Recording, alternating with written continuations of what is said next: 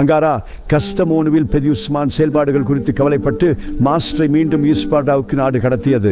அதனால் செப்டம்பர் 1943 மற்றும் அக்டோபர் 1943 இடையில் இரண்டாவது ஈஸ்பார்டா காலம் தொடங்கியது. கஸ்தமோனுவிலிருந்து ஈஸ்பார்டாவிற்கு செல்லும் வழியில் அங்கராவில் சிறிய இடைவெளி செய்யப்படுகிறது. அப்போது அங்கராவின் ஆளுநரான நெவ்சாத் டாண்டோக்கன் பெரியுஸ்மான் அவர்களை தனது அலுவலகத்திற்கு அழைத்து அவரின் பாகட்டை அகற்றி தொப்பி அணிய வேண்டும் என வலியுறுத்துகின்றார்.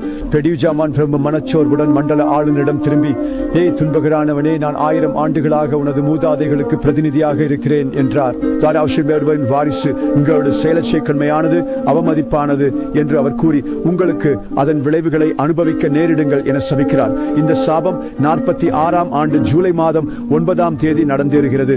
ஆளுநர் நெவ்சாத் டாண்டோகான் தனது துப்பாக்கியால் தற்கொலை செய்து கொள்வார்.